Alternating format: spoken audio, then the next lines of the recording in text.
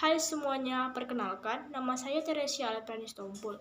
Saya berasal dari kelas 11 MIA 1. Di sini saya akan menjelaskan tentang pengendalian pemanasan global. Teman-teman, mari kita simak bersama-sama. Pengendalian pemanasan global. Sebelum masuk dalam topik pembahasan, kita harus tahu terlebih dahulu apa sih yang dimaksud dengan pemanasan global? Pemanasan global adalah meningkatnya suhu rata-rata atmosfer bumi dan lautan.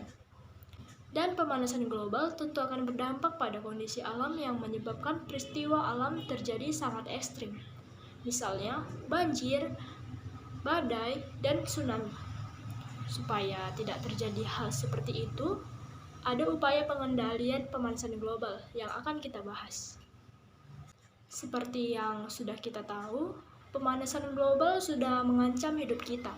Jika tidak ada mengendalikannya, maka akan semakin bertambah parah dan dampak yang terjadi akan semakin merugikan kita semua. Lalu, apa sih yang bisa kita lakukan? Caranya sebagai berikut. 1. Gunakan transportasi umum dan sepeda. Yang kedua, matikan perangkat elektronik saat tidak terpakai. Yang ketiga, hemat air. Yang keempat, menanam pohon atau reboisasi. Dan yang kelima, kampanyekan menjaga alam dan lingkungan. Pada dasarnya, pengendalian pemanasan global tidak melulu soal teknis. Pengendalian pemanasan global akan berhasil jika ada kesadaran dari komitmen dari semua pihak, terutama pemangku kebijakan negara. Berikut contoh hasil kesepakatan dunia. Yang pertama, Intergovernmental Panel on Climate Change atau biasa disebut IPCC. IPCC merupakan badan ilmiah di bawah naungan Perserikatan Bangsa-Bangsa atau PBB. Ribuan ilmuwan dari seluruh dunia memberikan kontribusi pada pekerjaan IPCC atas dasar sukarela.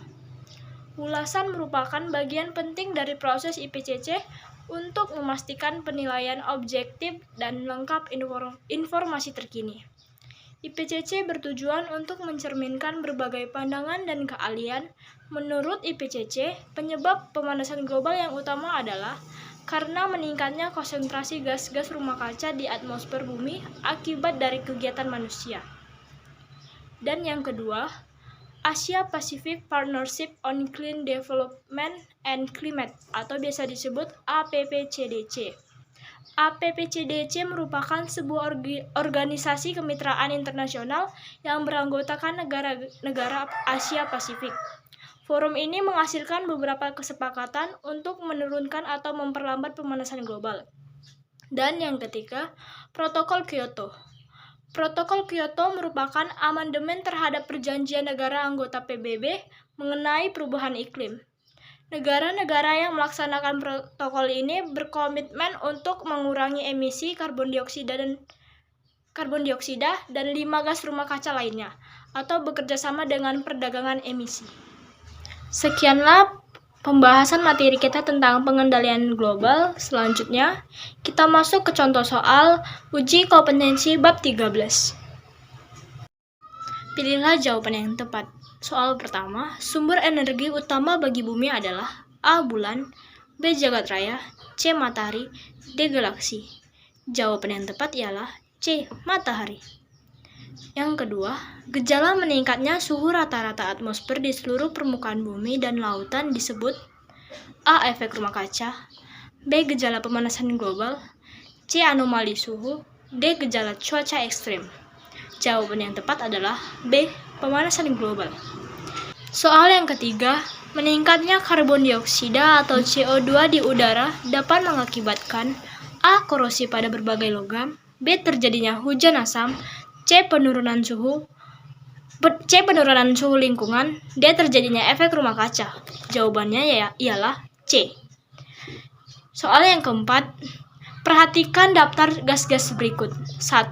Uap air, 2. Karbon dioksida, 3. Ozon, 4. Metana.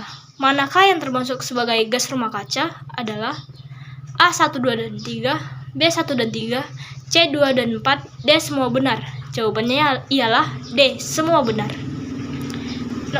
Soal yang kelima, Tidak semua bahan pencemar adalah zat asing, tetapi dapat juga zat yang secara alami ada di lingkungan. Contoh zat pencemar udara yang secara alami sebenarnya terdapat di udara adalah A. Oksigen, B. Karbon dioksida, C. Karbon monoksida, D. Nitrogen dioksida. Jawaban yang tepat ialah D. Nitrogen dioksida. Soal yang keenam. Di antara gelombang elektromagnetik berikut yang paling banyak diserap dan dipantulkan oleh gas rumah kaca adalah A. Cahaya tampak, B. Sinar ultraviolet, C. Sinar inframerah, D. Sinar X. Jawaban yang tepat ialah A. Sinar tampak. Soal yang ketujuh. Sumber polusi utama yang berasal dari transportasi adalah A. Karbon monoksida, B. Ozon, C. Partikel, D. Nitrogen oksida. Jawaban yang tepat yaitu A. Karbon monoksida. Soal yang ke-8. Gas rumah kaca yang menjadi penyebab utama terjadinya pemanasan global adalah A. Karbon dioksida, B. Uap air, C. Metana, D. Sulfur oksida. Jawaban yang benar ialah D. Sulfur oksida. Soal yang ke-9. Gas di atmosfer yang dapat menyerap sebagian sinar ultraviolet dari radiasi matahari adalah A. Karbon dioksida, B. Uap air, C. Metana, D. Ozon. Jawaban yang tepat ialah D. Ozon. Soal yang ke-10. Faktor-faktor berikut merupakan penyebab terjadinya pemanasan global, kecuali A. Peningkatan jumlah dan penggunaan kendaraan bermotor, B. Kebakaran hutan, C. Penggunaan pembangkit, D. Penggunaan pendingin ruangan. Jawaban yang tepat ialah C. Soal yang ke-11. Perhatikan peristiwa berikut. 1. Tinggi permukaan air laut meningkat dari tahun ke tahun. Yang kedua, iklim berubah menjadi tidak menentu. Yang ketiga, sering muncul badai tanpa prediksi sebelumnya. Dan yang keempat, adanya gelombang tsunami. Peristiwa yang merupakan dampak dari pemanasan global adalah A. 1, 2, dan 3, B. 1 dan 2, C. 2 dan 4, D. 1, 2, dan 3, dan 4. Jawaban yang benar yaitu A. 1, 2, dan 3. Soal yang ke-12.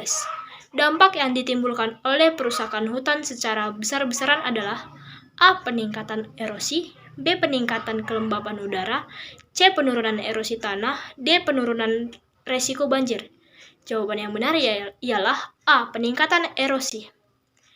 Soal yang ke-13. Salah satu dampak pemanasan global adalah A. Terjadinya cuaca ekstrim, B. Meletusnya gunung api, C. Meningkatnya jumlah gas karbon dioksida, D.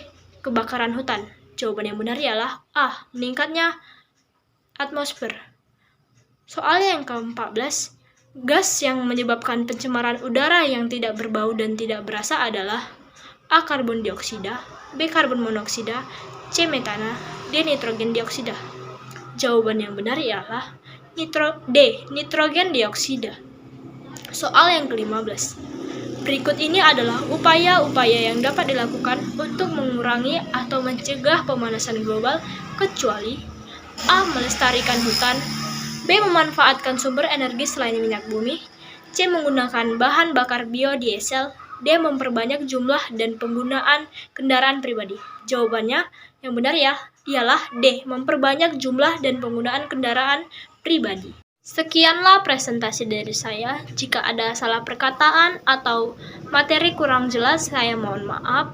Sekian dan terima kasih.